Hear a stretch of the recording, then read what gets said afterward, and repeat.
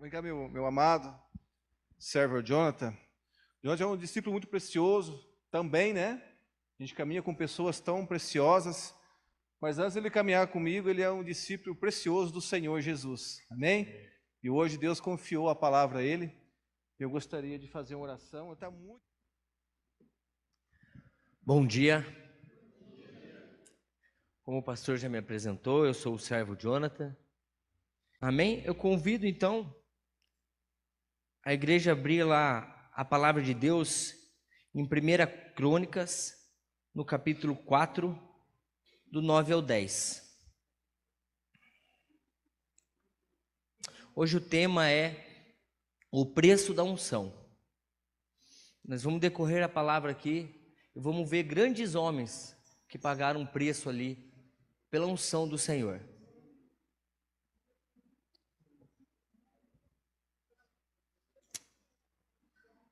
Amém? Houve um homem chamado Jabes, que foi a pessoa mais respeitada da sua família.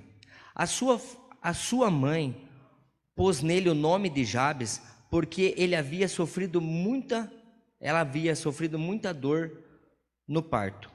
Mas Jabes orou assim a Deus de Israel: ó Deus, abençoa-me e dá muitas terras, fica comigo e livra-me de qualquer coisa que possa me causar dor. E Deus atendeu a sua oração. Amém? Deus, está aqui a tua palavra, Deus. Ô Senhor Jesus, que o Senhor venha me esvaziar, Senhor, para que o Senhor venha aparecer aqui, Senhor. Ô Deus, que o Senhor abra, Senhor, o entendimento de cada um aqui, Senhor, nessa manhã, para receber, Senhor, esse alimento que vem do Senhor, meu Pai.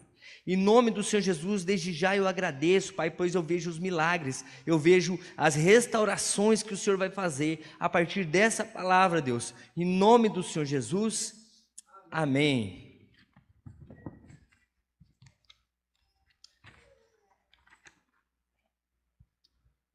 Olha só, vemos aqui, né, ao ler aqui a gente vê, Jabes era um homem que carregava um trauma desde do parto de sua mãe, porque a palavra diz aqui que a sua mãe sofreu uma dor tão grande no parto que pôs o nome dele de Jabes. O nome Jabes significa dor. E a gente, olhando a palavra, a gente vê que quando Jabes fez essa oração, ele não era criança e nem jovem, ele já era na fase adulta. Porque se a gente reparar aqui, né, se a gente começar a meditar nesse versículo, a gente vai ver o seguinte, que quando ele ora, ele pede a Deus territórios. Uma criança e um jovem não vai pedir territórios. Então Jabes, ele estava carregando essa dor muito tempo já. Só que vemos aqui, através dessa palavra, que não é errado nós falarmos para o Senhor a dor que nós carregamos, nós entregarmos para o Senhor aquela angústia. Agora nós vamos ver aqui na palavra grandes homens de Deus, que no meio das suas angústias, eles clamaram ao Senhor, pedindo para o Senhor um alento. Pedi para abrir a Bíblia lá em 1 Reis 19, quem puder estar acompanhando, 1 Reis, capítulo 19, versículo 4, que diz assim: Elias ficou com medo, para salvar a vida, fugiu com o seu ajudante para a cidade de Berseba. E foi para o deserto andando um dia inteiro. Aí parou, sentou-se na sombra de uma árvore e teve vontade de morrer. Então orou assim: já chega, ó Senhor Deus, acaba agora com a minha vida. Eu sou um fracasso, como foram os meus antepassados. Amém? Vemos aqui Elias, um homem cheio da unção, cheio do poder de Deus. Momentos antes aqui, se a gente for um capítulo anterior, Elias, ele tinha acabado de vir do Monte Carmelo, aonde ele tinha visto a manifestação de Deus através da vida dele. Ele desafiou 450 profetas de Baal no monte. Ele mandou chamar os 450 profetas, mandou chamar o povo e Acabe, e fez um desafio. Ele fez um desafio aos profetas que cortassem um touro, fizessem um altar, cortassem um touro e colocassem em cima desse altar, mas não colocasse fogo. E o mesmo ele faria. O Deus que mandasse fogo e consumisse aquele sacrifício era o Deus de Israel. E os profetas aceitaram aquele desafio. Os profetas de Baal foram os primeiros que fizeram o altar, colocaram e ficaram ali, gritando, clamando ao Deus Baal, para que o Deus deles, né, com D minúsculo, mandasse fogo sobre aquele lá. Mas Elias chega um momento que ele começa a caçoar. Cadê o seu Deus? Grite mais alto, eu acho que ele deve estar no banheiro.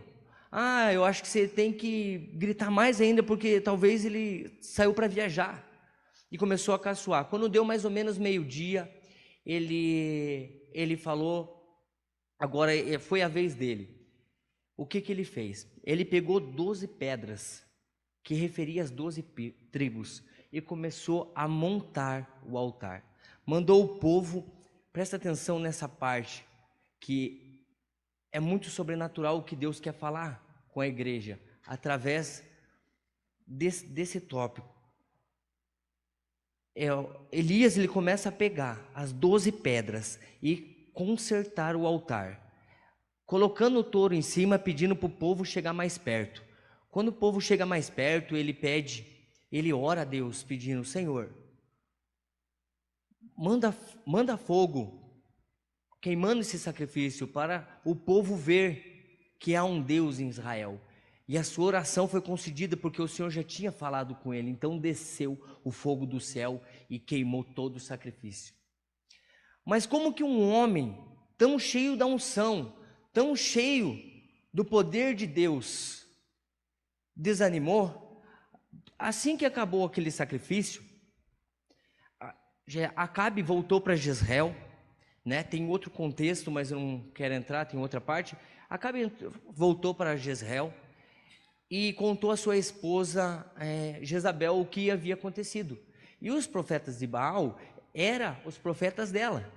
Quando ela ficou sabendo, ela ameaçou o profeta, falou: se até amanhã eu não fazer o mesmo que ele fez com meus profetas, que o meu Deus me mate. E quando Elias ouviu falar disso, ele se encheu de temor, ficou com medo, deixou seu ajudante na cidade e fugiu. Veja só, como que um homem tão cheio do poder de Deus, que aonde ele andava os milagres eram manifestados, ficou à beira do rio, os corvos veio e alimentou, pediu que descesse fogo do céu e desceu, pediu, um menino morreu e através da vida dele o poder de Deus o ressuscitou. Agora, como que um homem desse tão cheio do poder, chega um momento com uma simples mulher ameaçando ele, foge para o deserto. É porque Elias, ele não estava vendo o que o Senhor estava fazendo. O Senhor, ele estava consertando o altar de Deus com o povo. Naquele momento que quando ele começa a colocar as 12 tribos, ele estava trazendo o povo para perto. Ele estava trazendo o povo, mas ele estava com a visão que Jezabel e Acabe iriam se converter. Quando ele soube que Jezabel falou, é como se para ele a mensagem não tivesse eficácia nenhuma. Aonde que ele quis, pediu para o Senhor a sua morte, porque ao ver dele não estava tendo resultado, porque ele estava olhando lá para Jezabel e para Acabe, e Jezabel era o próprio Satanás, e ele estava querendo converter, não tinha como. Então, às vezes, nós achamos que a nossa mensagem, o que a gente fala para as pessoas, ou através da nossa célula, ou através, na igreja, parece que não tem eficácia. Parece que a sua oração, você ora pelos seus filhos, você ora pela sua esposa, e para voltar ao caminho, ou para algum parente, parece que não tenha eficácia, mas tem sim, porque há um Deus que nos defende. Olha só, vamos abrir a palavra lá, em 1 Isaías 37, do 22 ao 33.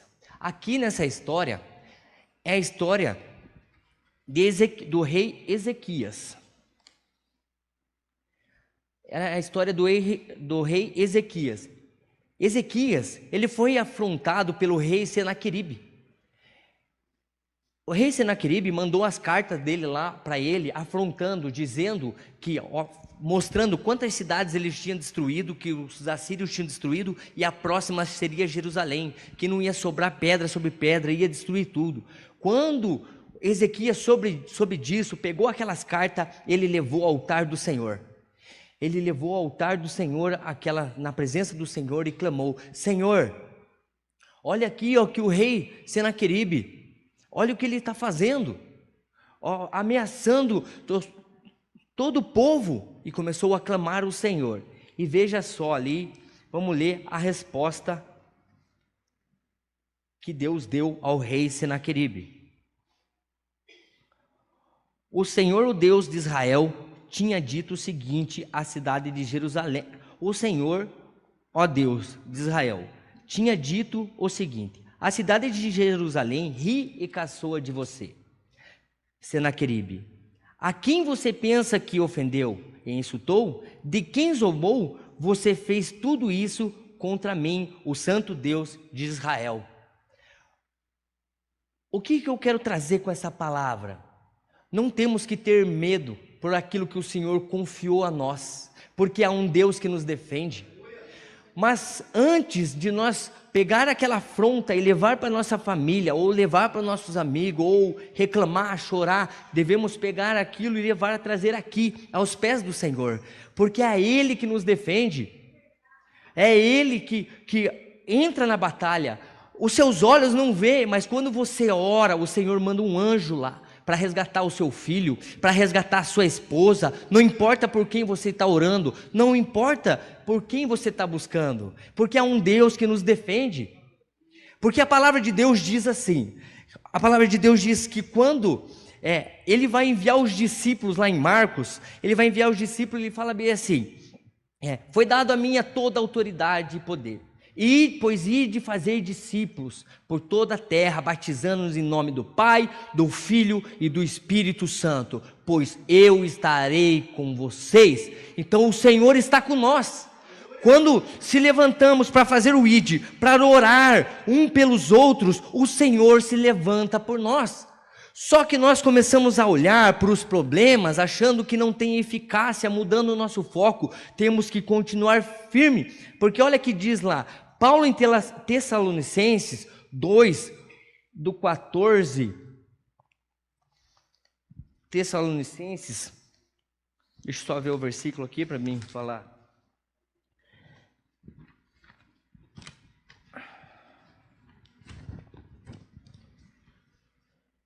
É 2 do 14 ao 17, Paulo nos encoraja a pregar o evangelho, a levar a boa obra, Paulo nos encoraja, porque Paulo dizia que o Senhor Jesus está com nós.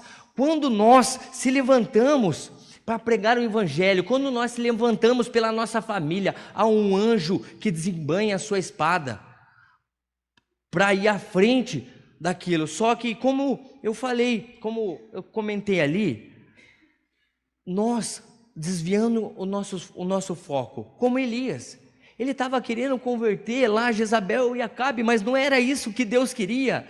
Deus queria restaurar o altar, Ele queria restaurar o altar, a comunhão dele.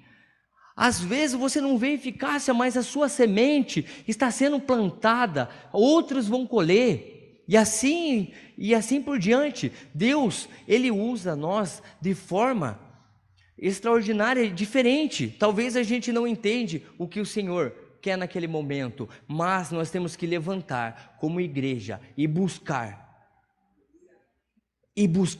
porque há um Deus que nos defende. Não há luta maior que o nosso Deus, não há gigante maior que o Senhor. Foi a prova que Deus colocou lá, Davi contra Golias, foi a prova. que não há um Deus maior. Pode vir os profetas de Baal, o que for afrontar, traga no altar do Senhor e fala aqui: Senhor, eu não aceito. Como Jabes fez. Jabes, ele não ficou carregando aquela dor. Ele chegou um momento que ele não aguentou mais e veio aos pés do Senhor e orou. E o que a palavra diz? Ele foi abençoado e o Senhor foi com ele.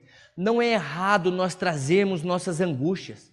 Talvez, pelo cargo ou algo que possuímos dentro da igreja, talvez a gente não queira vir, mas não é errado. A gente vê aqui o desabafo de Elias, que não é errado você falar: Senhor, está pesado aqui esse ministério, Senhor, está pesado, eu estou orando pelos meus filhos, eu estou orando pela minha casa, está pesado, Senhor. Não é errado você chegar e derramar. É isso que o Senhor quer, é um coração humilde, e você despir toda a tua veste de herói, e colocar que é o Senhor que nos defende, há um Deus que vai na frente.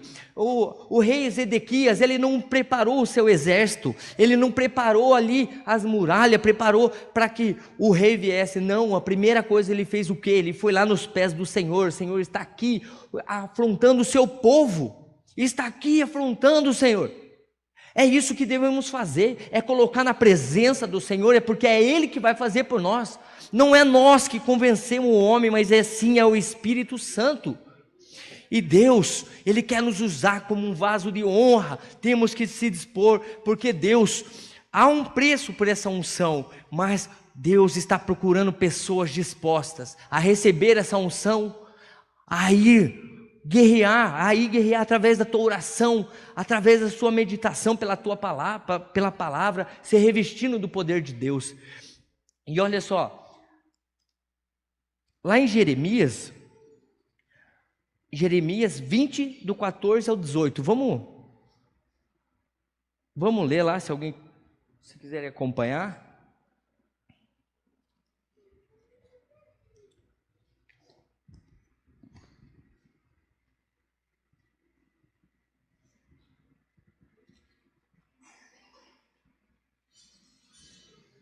Você pode colocar no telão para mim?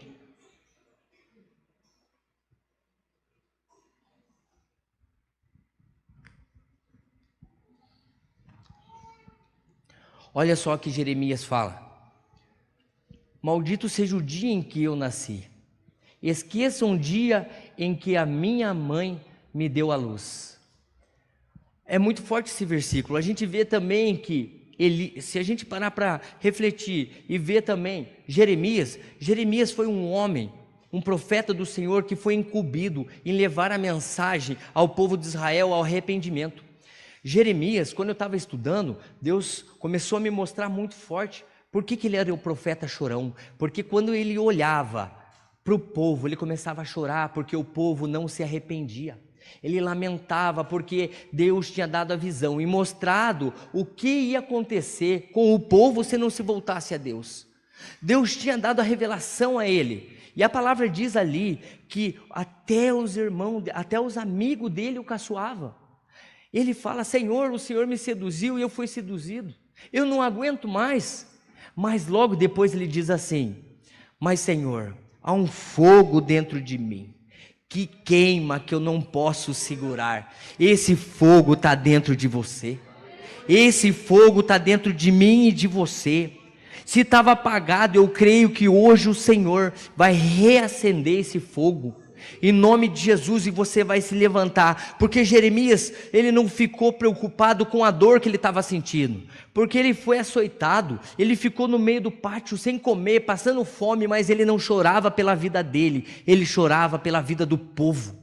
Ele chorava pelo povo, porque sabia que se eles não retornassem ao Senhor, se eles não se voltassem a Deus, ao arrependimento, o Senhor ia mandar o rei Nabucodonosor, como aconteceu, ia arrasar com muitas famílias, casas seriam queimadas, e ele conseguia ver. Então ele começou a chorar, chorando para aquelas pessoas, falando: Senhor, até os meus amigos caçam de mim. Maldito foi o dia que eu nasci. Maldito o homem que disse, é um menino, que a barriga da minha mãe seja uma sepultura. porque ele estava numa crise como se fosse de depressão naquele momento, porque o povo não ouvia a palavra de Deus, porque o povo não queria ali se arrepender. Isso a gente vê claramente que não é errado chegarmos ao altar do Senhor, chegarmos aos pés de Deus e falar: Senhor, esse fardo, Pai, está pesado. Pai, eu estou tentando ali, eu estou orando, eu estou buscando pelos meus parentes, eu estou buscando ali a libertação do meu vício, eu estou buscando, Senhor, eu não consigo. O primeiro passo para uma libertação acontecer dentro de você, da sua família, é a sua humildade. Porque Deus, Ele não resiste a um coração humilde, Ele não resiste a um coração contrito. Se você chegar aos pés do Senhor com a humildade, Ele vai colocar um anjo. Mas se você tentar pela sua força, o Senhor, Ele não vai enviar. Até você realmente orar ao Senhor, até mesmo você ser humilde na presença. Isso eu se coloco também. Eu se coloco porque quando eu estava na sala de oração orando, assim, muito forte, Deus colocou no meu coração a palavra de Jabes, né? No meu espírito, a palavra de Jabes. Só que ela linkava com a palavra, mas eu não entendia realmente o que Deus queria derramar sobre aquilo. E eu vi que realmente, eu também, que Jabes se relacionava primeiro a mim. Deus começou a me mostrar que quando para mim começar a ter entendimento, para o Senhor começar a fazer as coisas na minha vida, a restaurar meu casamento, a tirar eu da droga, a tirar minha vida da prostituição, primeira coisa eu tive que orar ao Senhor pedindo: Deus, me ajuda, que eu não venha mais sentir essa dor, que eu não venha mais usar droga, porque eu não aguento, Pai, a minha ansiedade é maior, eu tenho uma ansiedade, a minha vontade é sair daqui e usar e beber, a minha carne pede isso. E quando eu orei a Deus, o Senhor me mostrou que esse versículo se encaixava com a minha vida, porque a palavra primeiro, ela tem que trabalhar dentro da gente. E eu comecei ali a orar ao Senhor, e o Senhor me mostrou que o primeiro passo para uma libertação, o primeiro passo para você conseguir vencer qualquer obstáculo é através da sua humildade com o Senhor, porque o Senhor, Ele está aqui nessa manhã. Toda vez que eu recebo uma palavra na célula, quando a gente vai lá, né, levar a palavra na célula ou alguma coisa, eu sempre oro a Deus assim, falando: Senhor, que o Senhor venha me revelar o que o Senhor derramou para o nosso pastor, para que venha discorrer sobre a sua igreja, sobre a sua célula, porque temos que estar ligados no mesmo espírito, porque o Senhor derrama primeiro a nossa liderança que jejua, ora, para trazer uma comida para o povo. Então, nós temos que orar também, pedindo a Deus para nós ter entendimento sobre aquela palavra que é derramada sobre a liderança, para poder discorrer sobre a nossa vida. Então eu sempre oro, e dessa vez eu orei: Senhor, o Senhor imprimiu, como diz o pastor Manuel, ficou gravado, imprimiu essa mensagem no meu espírito. O Senhor imprimiu essa mensagem, o que o Senhor quer trazer para a sua casa, para mim, o que o Senhor quer trazer? Que não importa o tamanho da sua angústia, não importa o tamanho da sua dor, há um Deus que se levanta por você. Não importa o tamanho da sua luta, não há dificuldade maior que o nosso Senhor, mas só vai acontecer se você entregar para o Senhor, só vai acontecer se você chegar aos pés do altar e entregar. Está aqui, Senhor, eu não posso, mas o Senhor pode. Pai, oro todos os dias pelo meu filho e ele não volta para casa, oro todos os dias pela minha esposa, pelo meu marido, Senhor, mas toda vez ele continua lá no bar, as minhas forças estão acabando, eu preciso do seu mover, aí o Senhor se levanta, porque você colocou primeiramente nos pés do Senhor, como a palavra diz, buscar o quê? Primeiro ao reino, e o resto será acrescentado. Primeiro temos que buscar ao Senhor, a provisão vem dEle, a provisão vem do Senhor, o maná vem do Senhor. E hoje eu creio que através dessa mensagem, Através dessa palavra, eu creio que a mesma chama que estava sobre a vida de Jeremias, de Elias, grandes homens de Deus, que eles não olhavam para a vida deles, para o sofrimento deles, mas olhavam para a vida do povo.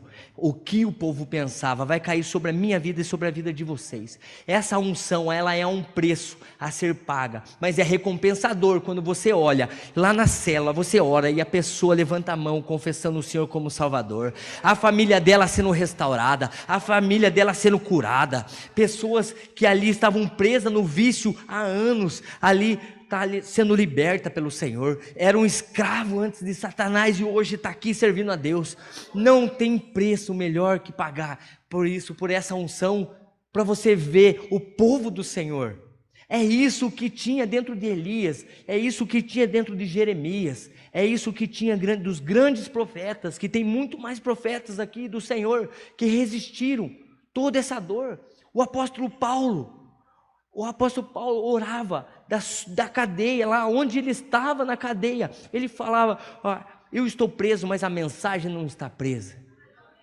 Aleluia, não importa onde você esteja, aleluia, glória a Deus, não importa aonde você esteja, qual ferramenta você use, se teu dom não é ministrar, você pode abraçar, você pode mandar uma mensagem. Hoje você tem inúmeras ferramentas para ganhar uma alma.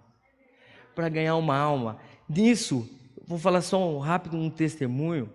Eu passei por 6 cirurgias no olho esquerdo. Foi assim um deserto. Mas deserto é onde você vê a mão de Deus sobre a sua vida.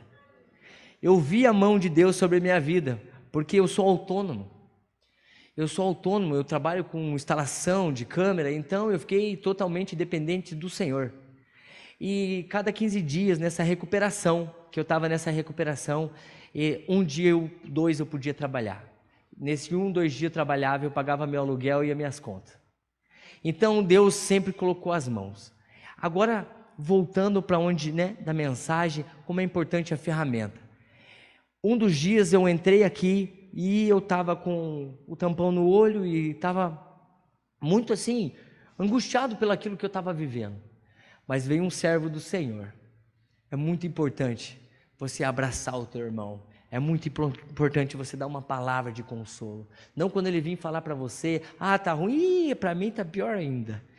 Não é assim, é você levantar, é isso que Paulo nos ensina, nos encoraja, é como igreja estar unido, encorajando uns aos outros para nós vencermos. Quando eu entrei ali na porta, estava um movimento, veio ali, já falei, já agradeci várias vezes a Deus na vida dele, o servo Stefano, ele veio, e ele era novo aqui, fazia pouco tempo que ele tinha entrado aqui, ele me abraçou forte e falou bem assim, o que você precisar, meu irmão, eu estou junto com você nessa. Aquilo foi um abastecimento para a minha vida, porque eu vi que tinha gente junto comigo orando, tinha gente junto comigo ali naquela batalha, uma pessoa que eu nem pensava, nem conhecia muito, A gente já sabe, nossos pastores, como ora o nosso pastor Maurício, pastora Rita, toda a igreja, o pastor Marcos, pela nossa vida, mas quando veio o diferente, abraçou aquilo, foi um ânimo. Por isso que é muito importante, Deus colocou ferramentas na sua mão, use, porque através da sua vida, você pode restaurar uma família ou uma nação, através de um abraço, você pode restaurar uma nação inteira. E convido a abrir lá a palavra em Mateus 11, 28.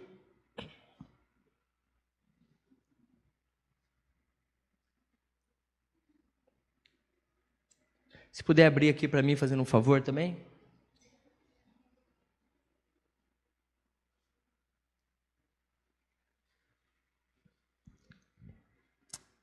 Aleluia. Olha só que Jesus fala. Venha a mim todos vocês que estão cansados de carregar suas pesadas cargas, eu lhe darei descanso. O Senhor nos convida a entregar no altar todo o fardo, porque aquilo que você começa a reclamar, aquilo que você começa, ele se torna um fardo pesado na sua vida. traga aos pés do Senhor. Traga aos pés do Senhor, porque eu tenho fé. Porque a palavra de Deus nunca volta vazia. Ela nunca volta vazia. E eu tenho fé que através da sua vida, essa chama vai ser tão grande que você vai sair daqui ao abraçar uma pessoa, essa pessoa vai chorar, porque o Espírito Santo vai ser reavivado dentro de você. Aleluia! Eu fico assim, um versículo que eu tenho dentro de mim, que eu acho muito forte, é que é um Salmos que fala, a casa do Senhor, o zelo da casa do Senhor me consome. O zelo de estar na presença do Senhor, estar unidos com as pessoas me consome. Isso é o fogo de Deus, é nós estar unidos, ajudando e orando um pelos outros, fortalecendo, para que venhamos vencer. Amém? Eu queria pedir que a banda pudesse estar subindo aqui.